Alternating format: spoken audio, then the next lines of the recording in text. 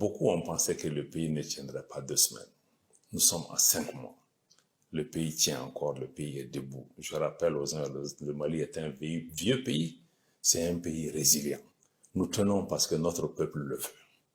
Et je pense que nous tiendrons aussi longtemps que les Maliennes et les Maliens estiment qu'il est nécessaire pour le Mali de défendre sa souveraineté. Il est nécessaire pour le Mali d'être une nation respectée. Ceci dit, nous souhaitons tous que ces sanctions puissent être levées pour que nous revenions à une situation normale, parce que les Maliens souffrent, les Ivoiriens souffrent, les Sénégalais souffrent, nous souffrons tous. Et ce n'est dans l'intérêt de personne que cette situation puisse se poursuivre. Et cette situation n'aide même pas pour le retour à l'ordre constitutionnel. Aujourd'hui, si on prend que la sécurité, qu'est-ce qui se passe avec l'embargo? Les frontières sont fermées, mais vous pensez que les terroristes qui viennent de Burkina ont besoin de passer par les frontières, ont besoin de montrer leur carte d'identité? Cette situation profite aux terroristes. C'est eux qui viennent aujourd'hui avec des mallettes d'argent pour donner aux populations, parce que les banques sont fermées. Donc, à qui profite toute cette situation? Je crois qu'il est important que nous mettions cela devant nous.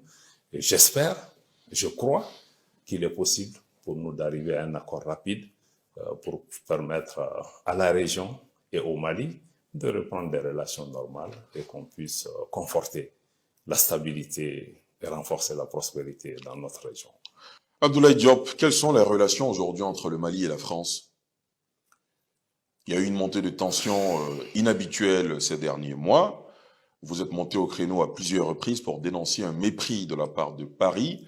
L'ambassadeur de France au Mali a été rappelé. On connaît tous ces événements qui se sont succédés, qui ont évidemment illustré cette escalade de violence dans le ton et dans l'attitude. Aujourd'hui, où en êtes-vous avec la France?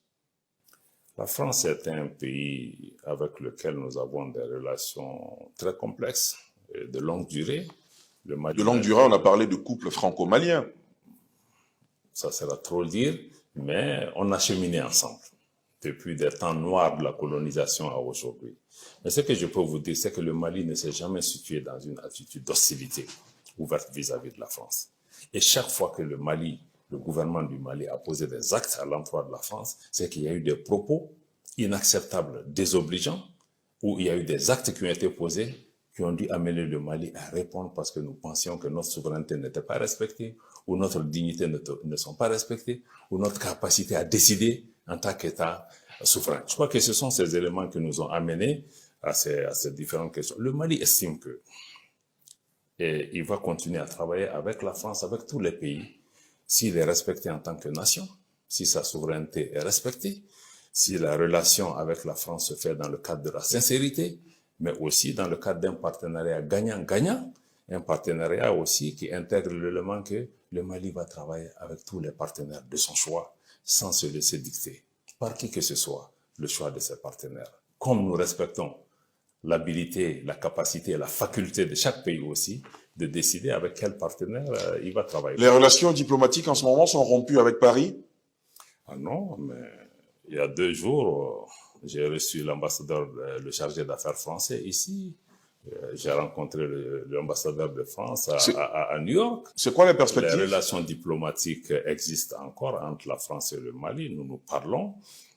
Dans ce cadre que j'ai indiqué, encore une fois, le Mali n'a pas de problème de parler avec quelqu'un, mais nous avons un certain nombre de principes et d'éléments que nous exigeons dans le cadre de cette interaction. Le Mali s'est beaucoup rapproché aussi de la Russie. On en parle beaucoup, vous le savez. Ça fait l'objet de beaucoup de commentaires, d'analyses de part et d'autre. Aujourd'hui, c'est quoi les rapports avec la Russie?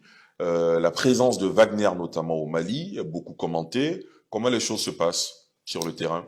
Ali, je tiens à vous rappeler que le Mali, à son indépendance, l'ex-URSS a été un des premiers pays qui a été au chevet du Mali, qui a aidé à construire et à bâtir une des armées les plus puissantes de notre sous-région, qui a investi dans l'économie malienne. Beaucoup d'enseignants maliens ont été formés là-bas. Beaucoup de sociétés et entreprises d'État maliens, dans le domaine du textile comme dans le domaine du sucre, autres ont été faites par la coopération, à travers la coopération avec la Russie. Donc, il s'agit d'une relation historique. Bon, qui a une certaine partie de notre histoire, c'était un peu refroidi, mais face aux difficultés de la situation sécuritaire, notamment dans le nord du pays et dans le centre du pays, le Mali a jugé nécessaire de se tourner vers des partenaires qui étaient en mesure et qui veulent et qui étaient capables de pouvoir lui apporter une contribution. C'est dans ce cadre-là que nous sommes tournés vers ce partenaire dont la coopération répond à nos attentes. Je vous donne un exemple. Aujourd'hui, pour avoir même des équipements au Mali, c'est un problème. On avait acheté... Équipement militaire? Équipement militaire. On avait acheté un avion militaire avec Airbus Industrie qui était censé être livré en août 2022. Il a été livré il y a moins de 2 mois. Et avec en août 2021 ou 2022? En août, qui devait être livré en août 2021. C'est cela. En août 2021 qui a été livré il y a 2 mois. Donc avec près d'1 an de retard. 1 an de retard pour des raisons que je ne peux même pas justifier aujourd'hui. Avec la Russie, nous avons commandé des hélicoptères et d'autres aéronefs en 4, 5, 6 mois. Tout a été livré. Donc aujourd'hui, Ali, ce qu'il faut intégrer, c'est que si la survie du Mali dépendait de cet aéronef qui nous a été livré 10 mois après, qu'est-ce que vous pensez serait advenu à notre pays? Je pense que nous, notre priorité, c'est comment assurer la sécurité de notre pays. Et nous irons à tous les partenaires qui sont en mesure de nous apporter ce que nous voulons et qui inscrivent leur démarche avec nous dans une démarche de sincérité. Pour moi, c'est cette efficacité. Ils vont parler de sociétés de sécurité privée et de tout ce qu'ils veulent par rapport à ça. Ce n'est absolument pas avéré, ces informations. Nous avons dit que oui, nous travaillons avec la Russie. La Russie est présente ici. Avec Wagner notamment? Je veux dire, ne vous inscrivez pas dans les, non, moi je pose des questions. Dans les éléments de langage des Occidentaux. Monsieur le ministre, je m'inscris dans aucun élément de langage, je pose des questions, c'est mon job. À cette question, nous avons la Russie qui est présente au Mali en équipement, en instructeurs, et cette coopération nous aide à renforcer les capacités des forces de défense et de sécurité qui donnent des résultats sur le terrain. Pour moi, c'est ça le plus important. D'autres s'inscrivent dans des démarches de compétition parce qu'ils ont perdu le terrain, parce qu'ils veulent dénigrer les Maliens ici et là. Moi, je crois que c'est pas ce qui compte. Mais ceux qui parlent de mercenariat, c'est pas eux qui ont inventé le mercenariat. Les forces américaines en Irak, c'était constitué de Blackwater, les 2 tiers des forces là-bas. Donc que les gens aussi ne viennent Donc pas le Mali n'a aucun complexe à avoir Wagner dans ses forces. On n'a pas Wagner ici, mais je suis en train de vous dire que ceux qui parlent de mercenaires, c'est eux-mêmes qui ont inventé ce concept. Et qu'ils soient un peu plus simples en parlant aux gens de choses qu'ils ont créées eux-mêmes, qu'ils ont utilisées, qu'ils continuent à utiliser.